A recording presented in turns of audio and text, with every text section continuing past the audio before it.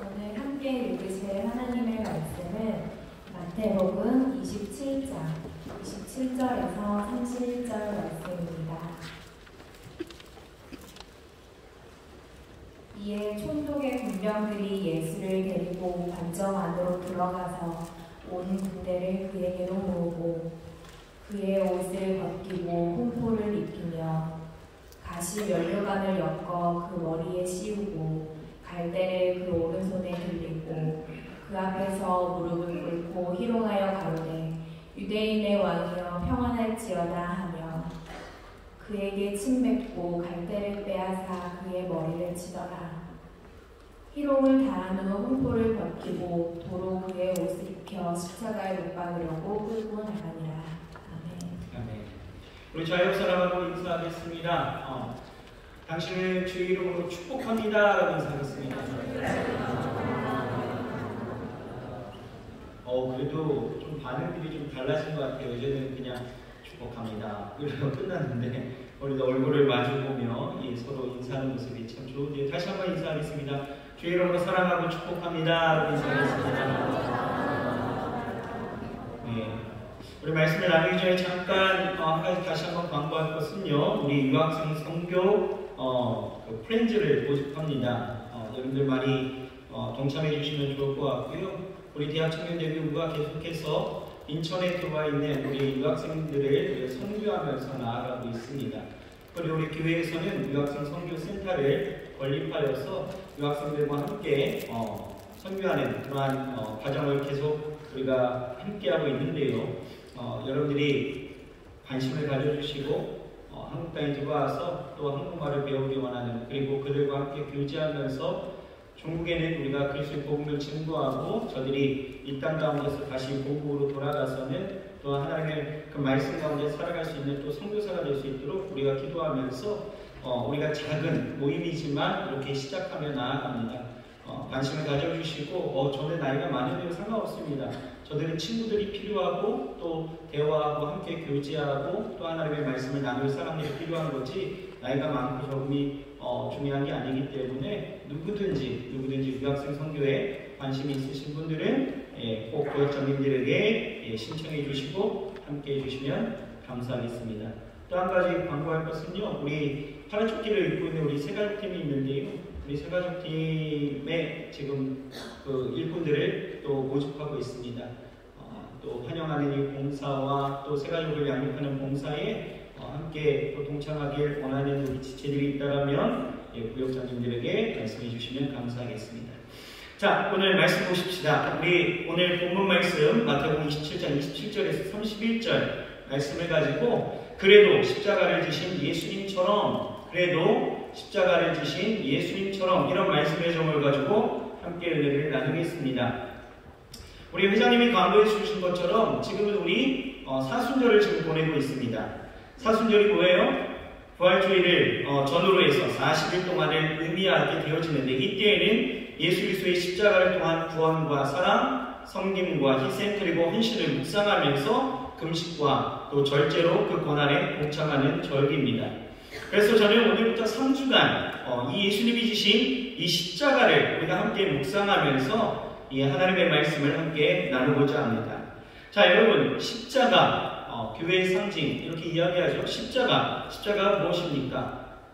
사실 이 십자가는 죄인을 처형하는 형벌의 도구였고 인간을 가장 고통스럽게 죽이는 죽음의 절정체였습니다. 그래서 예수님 당시 이 십자가는 누구도 지고 싶지 않았고 또 가까이 하고 싶지도 않는 병멸의 대상이었다는 거예요.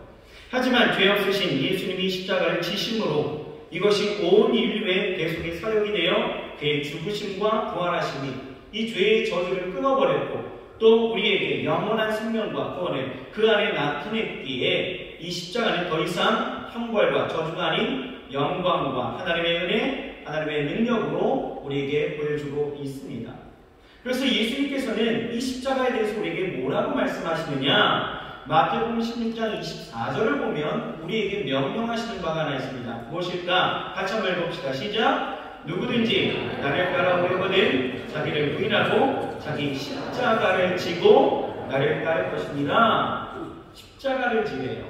자, 누가복음 14장 27절입니다. 같이 한번 읽어볼까요? 누구든지 자기 십자가를 지고 나를 따르지 않는 자도 능히 내 제자가 되지 못하리라. 결국은 뭡니까? 십자가를 져야 된다는 거예요. 주가 구원을 베푸시니 사명의 길로 가는 자들, 또 예수 그리스도를 따르기를 원하고 또 그의 삶을 통해서 그의 삶을, 예수 그리스도의 그 삶을 내 삶에 구현해내기를 원하는 자들은 다 뭐하래요? 십자가를 져야 된다는 거예요. 우리 저와 옆사람에게 십자가를 지세요 라고 인사하십시오. 여러분, 이게 굉장히 좀 안 좋게 들릴 수 있죠? 십자가를 지세요. 너 형벌받아라. 이런 뜻이 절대 아닙니다. 십자가를 지셔야 된다는 거예요. 하나님의 영광 가운데 우리는 살아가야 된다는 거예요. 그런데 우리가 오해하는 것이 이 십자가라고 했더니 이 십자가 그냥 자기를 힘들게 하거나 어렵게 하는 상황이나 어떤 사람들이 십자가라고 생각하는 부분들이 있다는 거예요. 제가 들었던 가장 황당했던 십자가가 뭔지 아십니까? 어떤 청년이 저에게 와서 이야기하더라고요. 저에게 십자가는요, 목사님, 술 중독에 빠져서 이 가정을 파탄내려 하는 이 아버지가 저에게 십자가입니다. 이렇게 이야기하더라고요. 또 어떤 이는 이 장애우가 있는 그 가정에 돌봄이 필요한 이 장애우가 그 가정이 십자가라고 이야기하는 것도 들어봤어요. 또 늘 타박하는 직장 상사가 십자가래요. 심지어는 잔소리하는 여자친구, 남자친구, 또 아내나 남편이 십자가라고 이야기하는 것도 들어봤습니다. 그런데 우리가 오해해서는 안 되는 것이, 여러분, 십자가는 내가 그 사람을 통해 고통을 느낀다고 해서 사람이 십자가가 되어지지는 않는다는 거예요. 정확하게 그런 십자가는 없습니다. 그럼 우리가 져야 될 그 십자가는 무엇일까? 첫째는요, 그것은 우리가 예수 그리스도를 따름으로 생겨나는 온갖 고난을 의미하는 거죠. 예수 그리스도를 따름으로 내게 나타나는 일들. 또 둘째는 그러한 상황 속에서 주님께서 무슨 말씀을 하시든지 그대로 순종하는 것이 십자가입니다. 그러니까 하나님이 주신 사명, 그 사명을 위해서 살면서 나타나는 고난과 그 사명을 감당하기까지 흔들리고 포기할 법한 그 상황 속에서도 여전히 순종하는 그것이 십자가라는 거예요. 오늘 성경을 보세요. 예수님이 그러셨습니다. 예수님을 보면 예수님은 모든 이들에게 환영받지 못했습니다. 환영을 고사하고 예수님은 항상 유대인과 종교 지도자들, 그리고 마지막 순간에서는 그를 그렇게 추종하고 따랐던 그 무리들까지도 예수님을 힐난하고 주먹질하고 침뱉고 예수를 못 박으라 소리치면서 배반하는 모습을 보게 되어지죠. 죄 없으신 예수님은 사명을 위해서 고난을 당하셨고 또 이런 상황 속에서 순종하셨다라는 것, 그것이 십자가죠. 이렇듯 여러분, 우리도 십자가를 지라 오늘 우리에게 말씀하고 있습니다. 십자가를 져야 된대요. 그렇다면 우리는 어떤 십자가를 져야 될까라는 것이죠.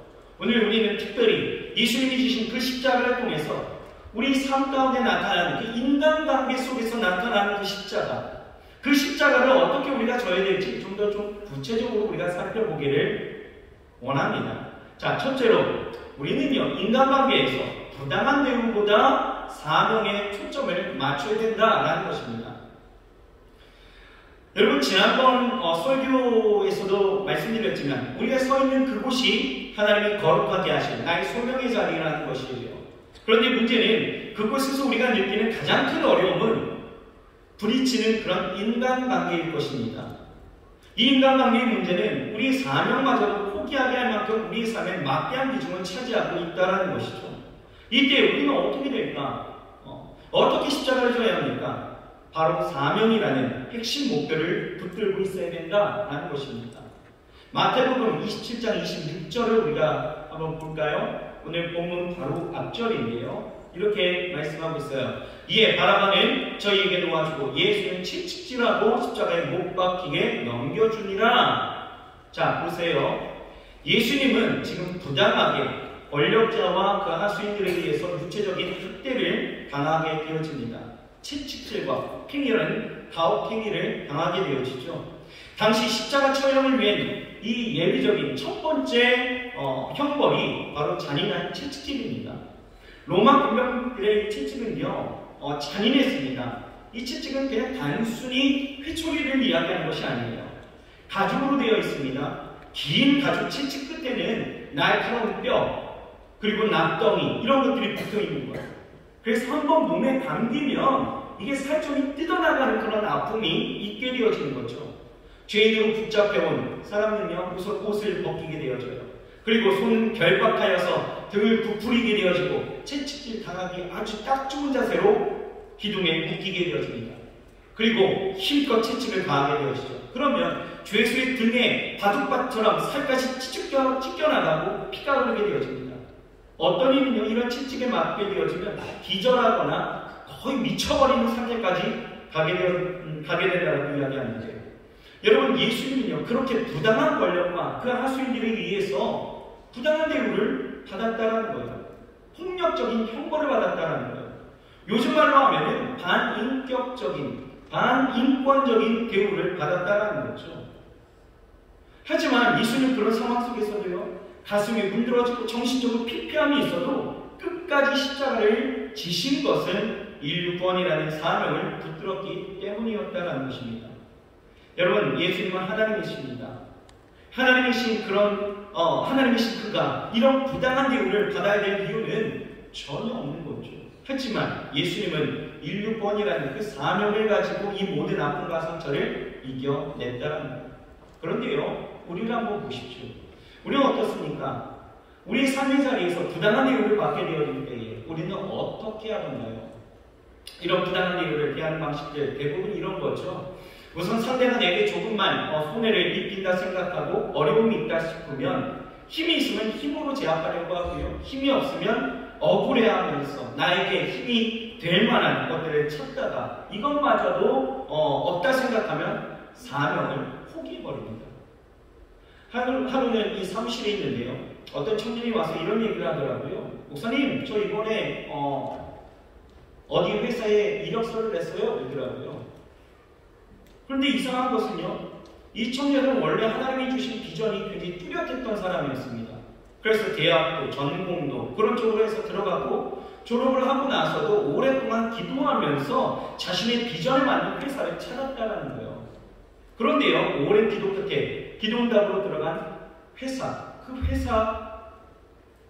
회사였다는 거죠. 그런데 갑자기 생뚱맞게 전혀 다른 분야의 다른 회사에 이력서를 낸다라고 이야기를 하니까 제가 굉장히 어리둥절한 겁니다. 그래서 왜 이 회사에 이력서를 내려고 하는데? 라고 했더니 원인은 그거예요.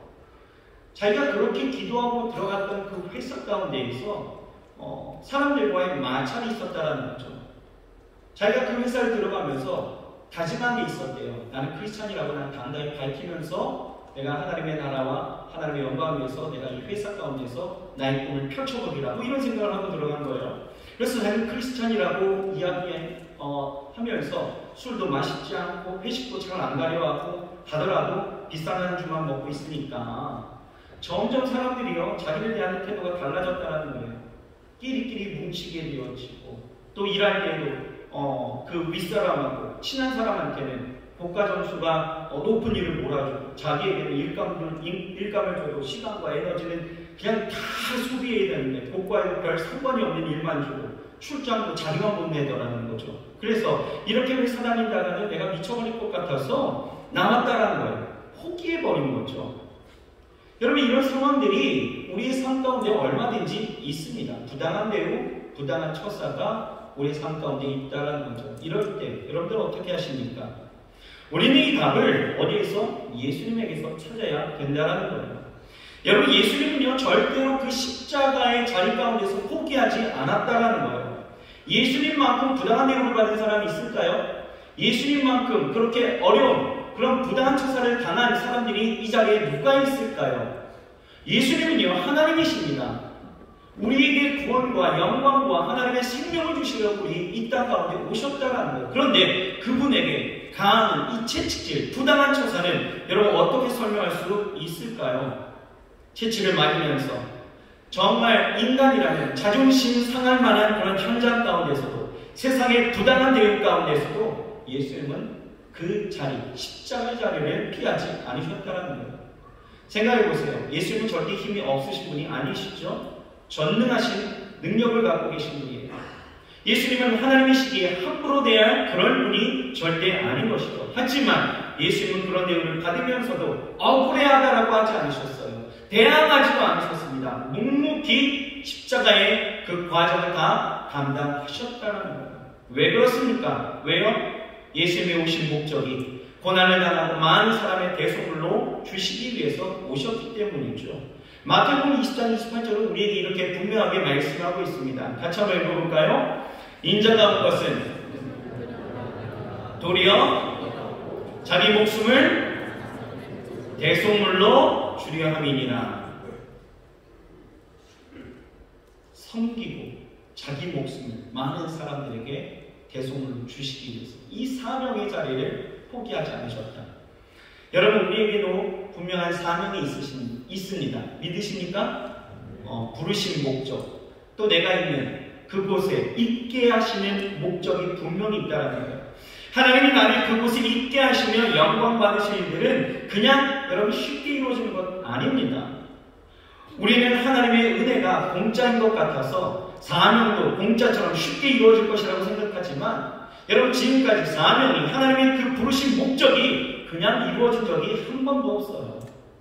모세를 보세요. 모세는 출애굽을 위해서 40년을 헌신해야 했습니다. 야곱을 보세요. 야곱 부모 곁에 떠나서 집으로 돌아오는 그 14년의 세월을 헌신했어요. 믿음의 선진들이 사명을 이루기 위해서 행해야 됐던 이 세월들은요, 그냥 우리가 생각하는 하루 이틀이 아니다라는 거예요. 그 과정 가운데는 분명히 뭐가 있었어요? 고난이 있었고, 부당한 대우가, 그리고 어려움이 늘 존재했다는 것이죠. 그렇습니다. 여러분, 사명 가운데서는 고난이 있어요. 분명히 고난이 있습니다. 왜요? 왜 있습니까? 우리가 져야 할 십자가가 무엇인지를 알게 하기 위함이다라는 거예요. 보세요. 예수님은요, 이런 고난당한 것을 이미 예견하셨죠. 말씀하셨습니다. 마태복음 16장 21절에 이렇게 말씀하고 있어요. 같이 한번 읽어봅시다. 시작! 예루살렘에 올라가 장로들과 대제사장들과 서기관들에게 많은 고난을 받고 죽임을 당하고 제3일에 살아나야 할 것을 제자들에게 비로소 나타내시니 이미 아셨다는 거예요. 이미. 놀랍게도요, 이 사실은요, 예수님이 오시기 700년 전에 이미 이사야 선지자를 통해서 예언해 놓으신 바 있다라는 거죠. 이사야서 53장 5절에서 8절을 보면 우리가 늘 성찬 때 읽었던 말씀이 여러분들 나타날 것입니다. 같이 한번 읽어봅시다. 시작! 그가 찔림은 우리의 허물 때문이요 그의 상함은 우리의 죄악 때문이라. 그가 징계를 받고 우리가 평화를 누리고 그가 채찍을 맞음으로 우리가 나음을 받았도다. 우리는 다 양 같아서 그를 땡하여 각기 제 길로 갔거늘 여호와께서는 우리 모든 죄악을 그에게 담당시키셨도다. 그가 곤욕을 당하며 괴로울 때에도 그의 입을 열지 아니하였으며 마치 보수장에 끌려가는 어린 양과 털 깎는 자 앞에서 잠잠한 양같이 그의 입을 열지 아니하였도다. 그는 곤욕과 신문을 당하고 끌려갔으나 그 세대 중에 누가 생각하기를 그가 살아있는 자들의 땅에서 끊어지면 마땅히 형벌받을 내 백성의 허물 때문이라 하였으니요. 여러분, 우리에게 주신 사명, 그것이 캠퍼스에서, 직장에서, 또 부르심을 입은 그 어떤 곳에서든지 하나님이 나를 보내신 사명과 내가 그곳에서 하나님의 영광을 위해서 나아가는 곳이라면, 여러분, 예수님이 당하신 이 고난만큼이나 부당한 대우가 내게 있다 할지라도 그것으로 여러분 충돌하거나 그것으로 아파하지 마시고요. 내게 주신 사명이라는 것, 그곳에 있게 하시면서 내게 허락하신, 내게 이루실 그 사명이 무엇인지를 먼저 깨닫고 그 사명의 그 대리적 명분을 가지고 여러분 우리는 극복해 나아가야 된다는 것입니다. 여러분, 모세를 보세요. 백성들과 얼마나 많이 충돌했습니까? 40년의 세월 동안 얼마나 많이 싸웠겠어요. 그렇죠? 자신을 죽이려까지도 했습니다. 자신을 원망하죠. 뭐가 없으면 뭐가 없다. 물이 없다. 고기가 없다. 힘들다. 죽겠다. 계속 죽겠다 하면서 원망하지 않습니까? 심지어는 가족들도, 누이와 형들까지도 이 모세를 비난하는 거예요. 비난합니다. 이럴 때에 모세는요, 이 사명을 포기하지 않았다는 거예요. 그 자리를 이탈하지 않았습니다. 그는 그 사명을 바라보면서 묵묵히 그 삶 가운데 하나님이 이루실 일들을 바라보면서 걸어 나아갔다는 거예요. 사람의 문제가 아니에요. 그 안에서 사명이 내가 무엇인지를 깨닫고 그 사명대로 사는 삶이 중요하다는 것이죠. 인간관계 가운데서 나타나는 부당한 대우까지도 여러분 내 사명이 무엇인지를 깨닫게 되어진다면 어려워도 할 수 있어요. 여러분 공부를 하다가 포기하는 이유가 무엇입니까? 반수하다가 포기해버리고 또 공부하다가 이건 내 진로가 아니야 하고 포기해버리는 이유가 무엇입니까? 그 안에서 하나님의 사명을 발견하지 못하는 거죠. 하나님이 왜 나를 이 학교를 보내셨고 왜 이 공부를 하게 하셨고 왜 이것을 하게 하셨는지에 대한 그 사명을 내가 찾지 못하고 비전을 내가 발견하지 못하니까 그냥 어렵기만 한 거예요. 그냥 공부가 어렵기도 하고 사람을 대하는 것도 어렵기도 하고 그냥 내가 하려고 하는 이 모든 것들에 대해서 부당하게만 생각하게 되어지니 그냥 포기해버리는 거예요. 여러분 먼저는 내게 주신 내 삶의 자리 가운데서 하나님이 내게 주신 사명이 무엇인지를 여러분 바로 깨달으십시오. 그리고 그 사명을 붙잡고 있다면 어떤 부당한 대우나 고난과 어려움이 있다 할지라도 여러분 이겨내야 된다는 거예요. 사명은 고난을 이깁니다. 믿으십니까? 사명은 고난을 이기는 거예요. 여러분 다윗을 보세요. 다윗은 사울에게서 암신이 떠나가게 하고 나라를 불안케 한 이 골리앗을 무찔렀지만 여러분 자신을 괴롭히는 사울을 어떻게 했어요? 원수로 생각하지 않습니다. 그 부당한 내용 가운데서도 이 사울을 죽이지 않습니다. 하나님이 부어주신 왕의 사명을 포기하지도 않았다는 거예요. 수년을 쫓겨나가는 그런 상황이었지만 그 어려운 가운데서 그는 늘 하나님과 동행하며 하나님이 주신 사명을 발견하고 그 사명대로 살아갔다는 것 기억해야 합니다. 여러분 느헤미야를 보세요. 느헤미야도 모두가 그를 응원한 것 아니에요. 그를 다 지원해 준 것 아니죠. 귀족들은요 오히려 반대합니다. 힘 있는 사람들이요 지지해 주지도 않아요. 산발락과 도비아 같은 사람은 반대자의 그 편에 서서 왕에게 진정하고 또 분열을 일으키면서 방해까지 했다는 것. 하지만 느헤미야는 그들과 싸우지 않습니다. 오히려 성전 재건의 그 사명을 붙들고 하루하루를 하나님 앞에 나아갔다는 것. 여러분 우리는 기억해야 합니다. 어떤 부당한 대우가 있으십니까? 부당한 이 대우 가운데서 부당하다라고만 여기지 마시고 내 사명이 무엇인지를 먼저 깨닫고 나아갈 수 있는 저와 여러분들이 되어야 할 줄 믿습니다. 인간관계의 십자가에서 승리하려면 여러분 어떤 경우도 하나님이 주신 사명을 붙들어야 됩니다. 그러므로 여러분 인간관계 가운데서 충돌이 있고 또 관계 속에서 부당한 대우를 받을 때에 내가 당한 상처와 아픔에 집중하기보다는 우리는 사명에 집중하면서 나아가야 될 줄 믿습니다. 아멘이신가요?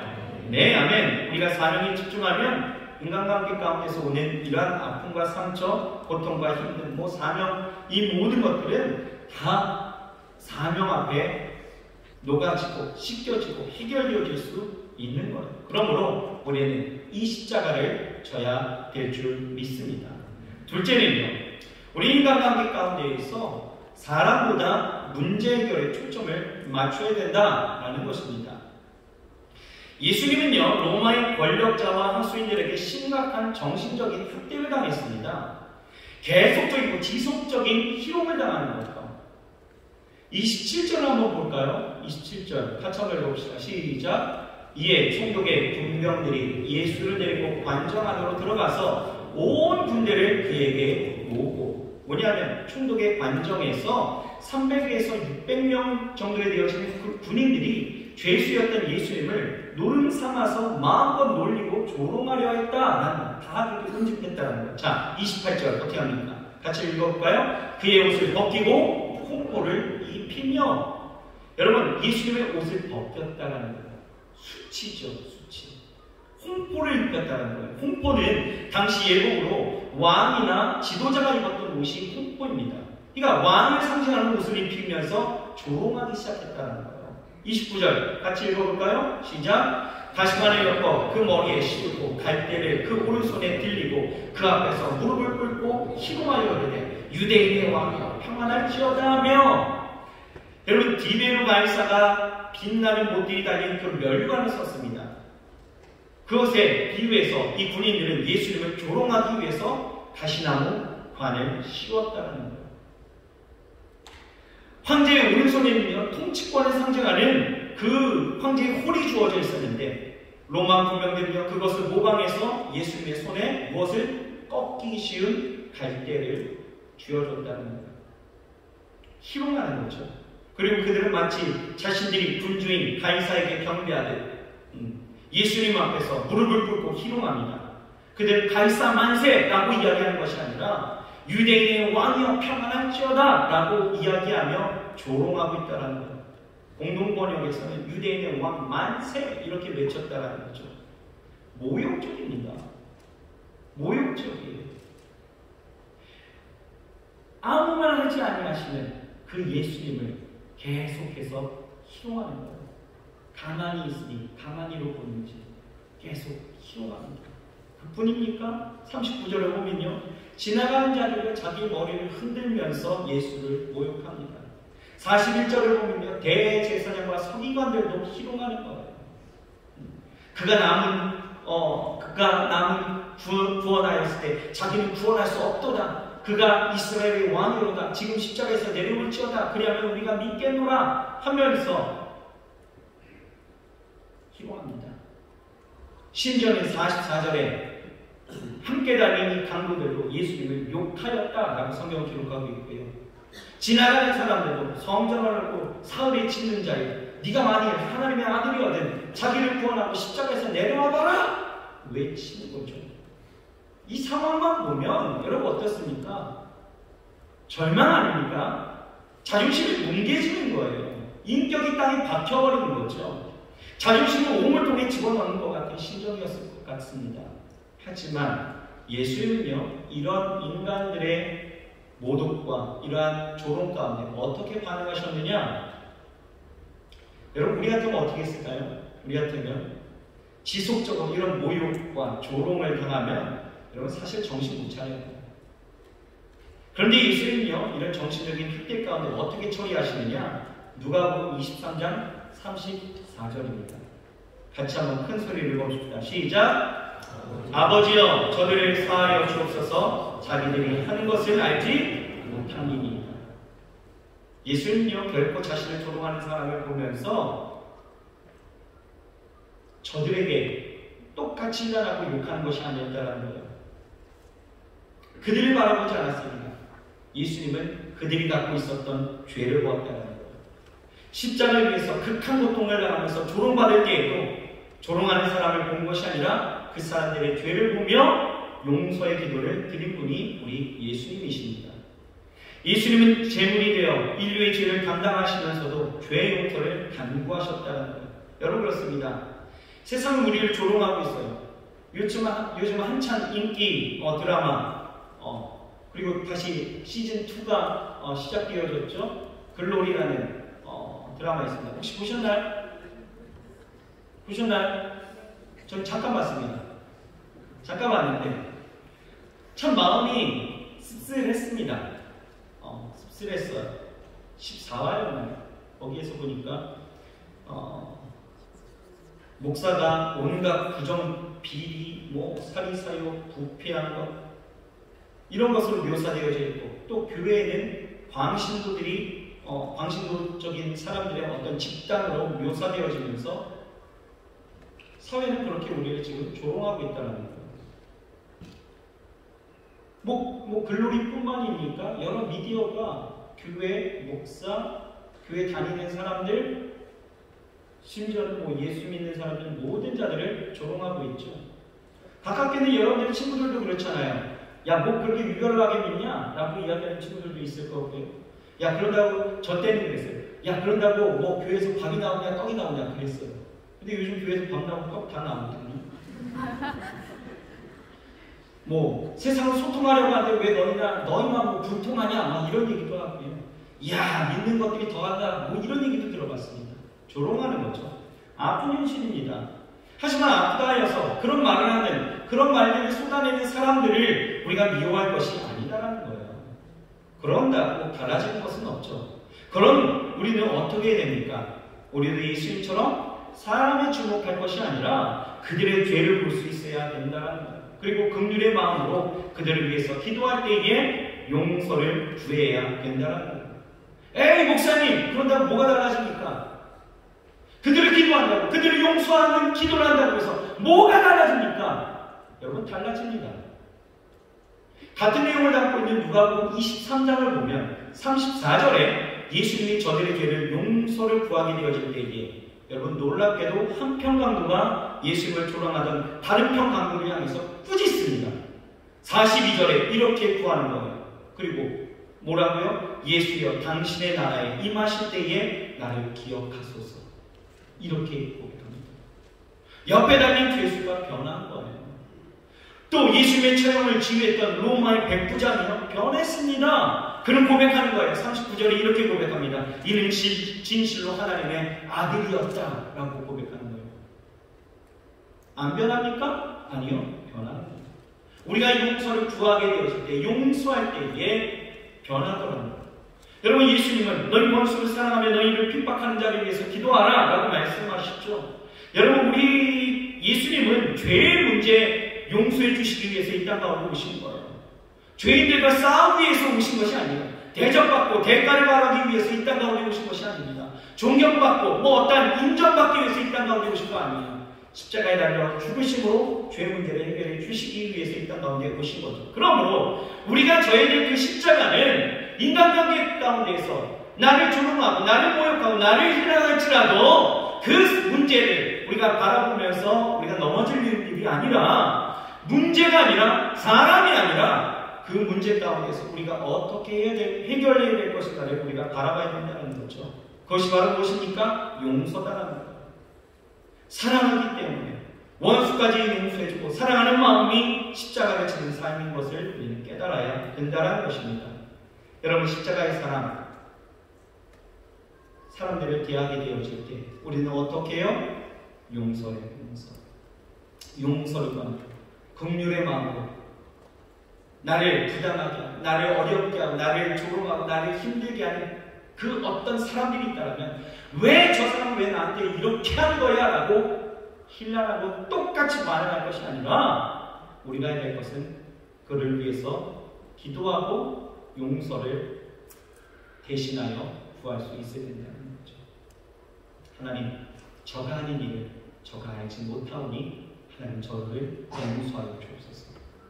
이 기도가 우리 가운데 좀 있어야 합니다. 자, 그리고 마지막입니다. 우리 인간관계 속에서 여러분 분노를 표출하지 말고 끝까지 참아야 됩니다. 여러분, 예수님은요 감정적인 학대를 당했어요. 30절 한번 보실까요? 30절 같이 한번 읽어봅시다. 시작. 그에게 침뱉고 갈대를 빼앗아 그의 머리를 치더라. 여러분, 사람이 가장 기분 나쁠 때가 언제인지 아십니까? 누가 나에게 침뱉을 때 아니겠어요? 그렇죠? 굉장히 모욕적이죠. 그리고 누군가 내 머리를 칠 때에 굉장히 기분 굉장히 나쁩니다. 여러분 경험해 보셨잖아요. 선생님이 추석으로 여러분들의 머리를 때릴 때 기분 나쁘셨었죠? 진우. 예. 저는 모르겠어요. 저는 안 맞아봤고 모르겠는데 맞아본 사람들을 제가 봤습니다.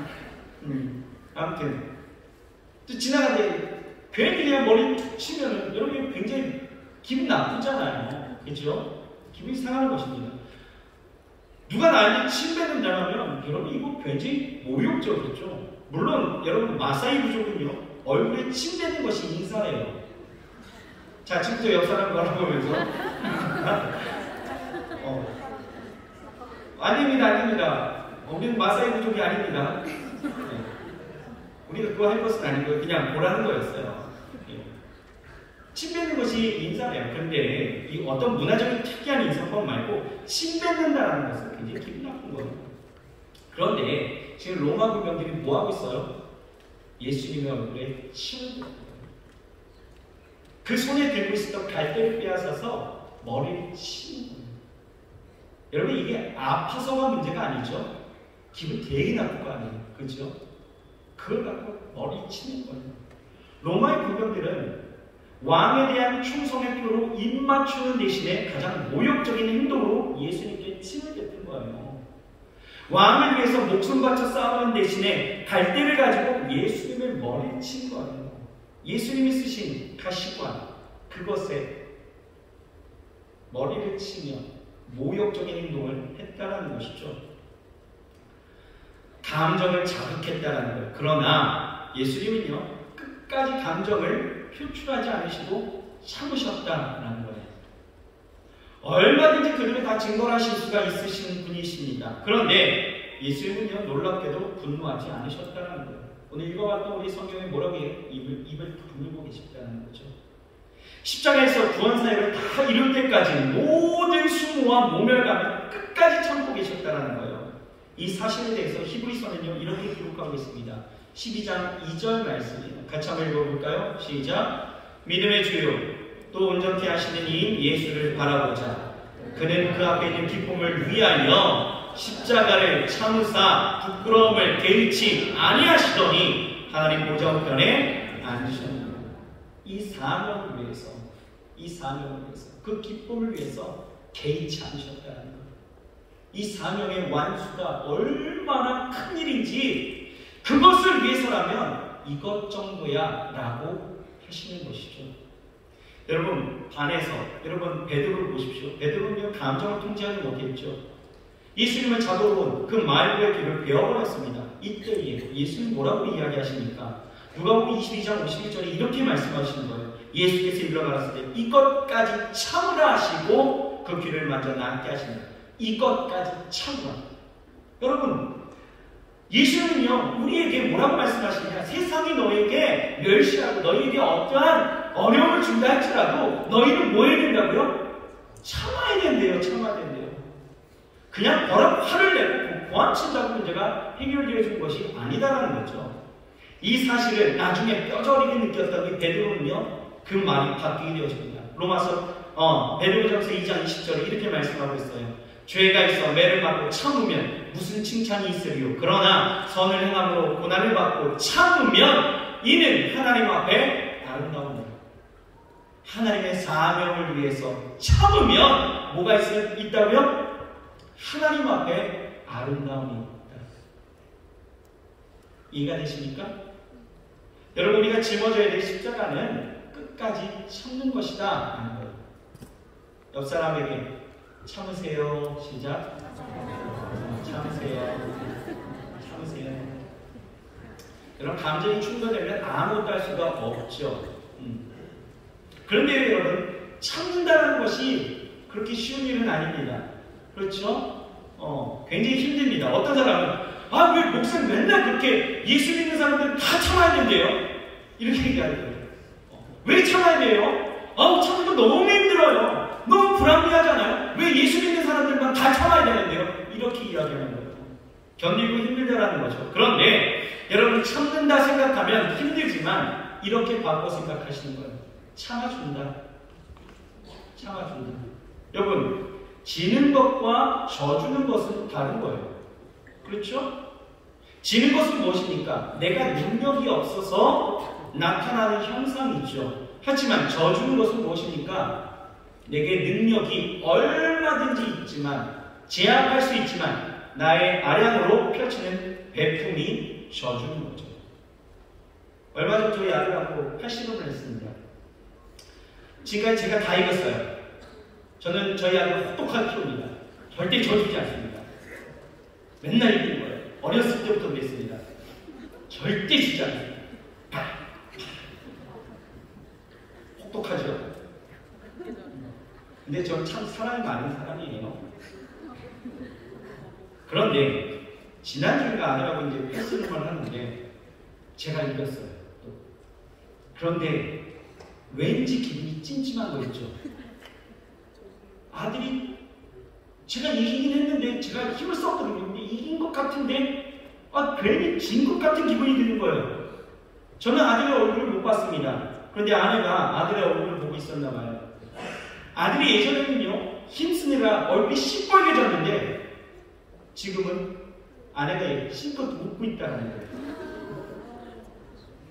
여러분 세월이 참 무섭습니다. 이런 시기가 있어요. 아무튼 여러분 참아주는 것 우리는 얼마든지 할 수 있습니다. 왜요? 여러분들 얼마든지 참아줄 수 있는 사람들이에요. 왜요? 왜? 고린도후서 6장을 한번 보십시다. 고린도후서 6장 6장에 보면 성도로서의 삶이 무엇인지를 우리에게 분명하게 말씀하고 있는데요. 4절부터 10절까지 말씀이에요. 잘 읽어보십시오. 같이 한번 읽어봅시다. 시작! 오직 모든 일에 하나님의 일꾼으로 자청하여 많이 견디는 것과 환난과 궁핍과 곤란과 매맞음과 갇힘과 요란한 것과 수고로움과 자지 못함과 먹지 못함과 깨끗함과 지식과 오래 참음과 자비함과 성령의 감화와 거짓이 없는 사랑과 진리의 말씀과 하나님의 능력 안에 있어 의의 병기로 좌우하고 영광과 욕됨으로 말미암아 악한 이름과 아름다운 이름으로 말미암아 속이는 자와 같으나 참되고, 여기부터 중요해요. 시작! 무명한 자와 같으나 유명한 자요, 죽은 자 같으나 보라 우리가 살고 징계를 받은 자 같으나 죽임을 당하지 아니하고, 근심하는 자 같으나 항상 기뻐하고, 가난한 자 같으나 많은 사람을 부유하게 하고, 아무것도 없는 자 같으나 모든 것을 가진다. 우리는 어떤 사람이에요? 우리가 자청해 하나님 앞에 스스로 나아가서 그 환난과 궁핍을 당하게 되어질 때에 우리는 얼마든지 참아줄 수 있대요. 왜요? 우리는 모든 것을 가진 자이기 때문에.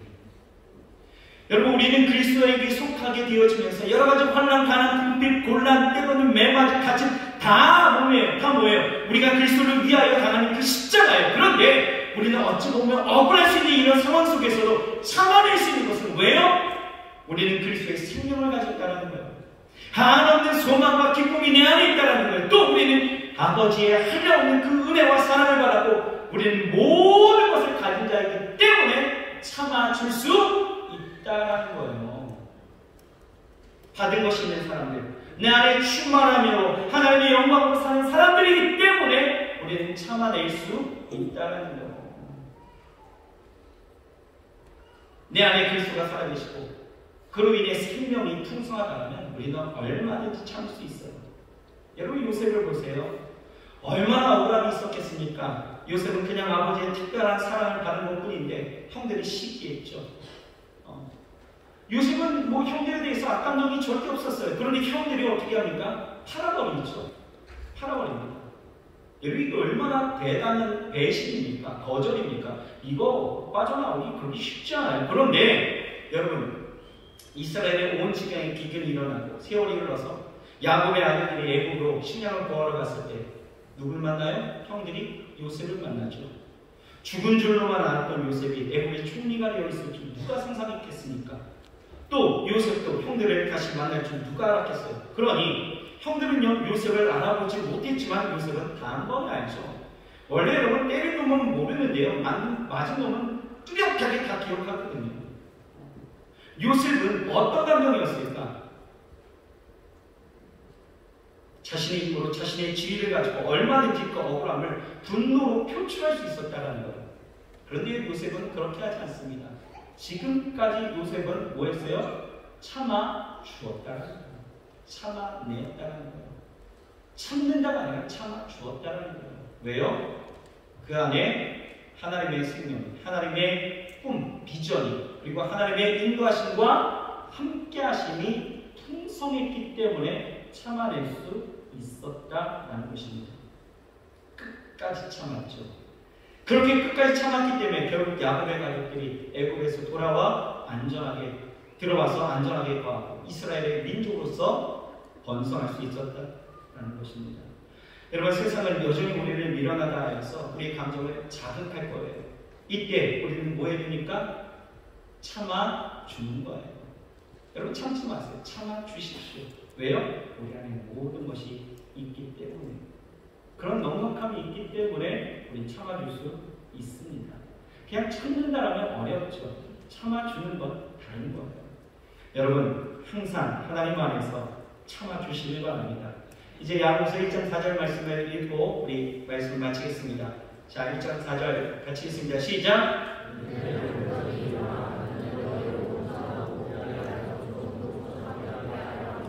여러분, 인내를 온전히 이루시길 바랍니다. 아멘이십니까? 아멘이십니까? 이는 너로 온전하고 부비하여 조금도 부족함이 없게 하나님이 일하십니다. 그러므로 여러분 하나님이 행하실 일을 기대하면서 참아주세요. 내 안에 풍성하게 역사하시는 하나님이 일하시는 것을 여러분 보십시오. 분명히 여러분들 정말로 여러분들 안에서 온전하고 구비하여 조금도 부족함이 없도록 하나님께서 행하실 줄 믿습니다. 자, 말씀을 읽을까요? 인간관계 속에서 우리는 십자가를 져야 합니다. 여러분 부당한 대우보다 여러분들에게 있는 사명에 집중하십시오. 문제보다 사람보다 여러분 문제 해결에 초점을 맞춰서 용서하십시오. 여러분 맞대응하지 마시고 분노를 표출하지 마시고 끝까지 참아 주시기 바랍니다. 그렇게 우리가 십자가를 지게 되어질 때에 우리가 하나님의 나라를 이루고 또한 하나님의 놀라운 영광이 우리의 삶 가운데 나타나게 되어질 줄 믿습니다. 기도하시겠습니다. 하나님 감사합니다. 오늘 우리에게 주시는 이 말씀을 통하여 다시 한번 깨닫습니다. 하나님, 우리가 져야 될 그 십자가 무엇인지를 다시 한번 생각하게 하시고 아버지 하나님이여, 이 땅 가운데 살아갈 때에 부당한 대우 가운데에서도 그것으로 인하여 넘어지고 쓰러지지 않게 하시고 하나님, 우리의 마음 잘 붙들고 사명을 생각하며 하나님 일어나게 하시옵소서. 하나님, 우리를 힐난하고 조롱하는 그 모든 사람들 앞에서 아버지 하나님이여, 우리가 그들의 죄를 발견하고 저들을 위하여서 아버지 하나님 국률의 마음으로 기도할 수 있게 도와주어 주옵시며 아버지 하나님 어떤 모욕적인 상황 속에서도 분노하지 않게 하시고 끝까지 참아 하나님의 나라를 이루고 하나님의 역사가 이루게 도와주어 주옵소서. 십자가를 그렇게 지고 나아갈 수 있는 우리 사랑하는 청년들 되게 도와주어 주옵소서. 예수님의 이름으로 감사하며 간절히 기도드렸사옵나이다. 아멘. 우리 이 찬양 같이 했으면 좋겠습니다. 우리 기도하기 전에 고린도후서 6장 우리 함께 읽었던 이 성경의 내용을 가지고 진 찬양이 있죠. 성도의 노래라는 찬양이 있습니다. 이 찬양을 부르면서 여러분들 안에 부족한 것들이 무엇이었는지, 그리고 내가 져야 될 십자가가 무엇인지, 내 사명이 무엇인지, 내가 그러한 세상의 부당한 대우와 모욕과 조롱과 멸시 앞에서 그 어려움 속에서 나는 어떻게 대응하면서 살아가는지 좀 이런 걸 생각하셨으면 좋겠고요. 그리고 내가 이제 예수의 그 십자가를 동참하는 이 사순절에 내가 어떻게 살아가야 될지, 어떤 결단이 내게 있어야 될지를 우리 같이 한번 기도했으면 좋겠습니다. 우리 찬양 같이 하시죠.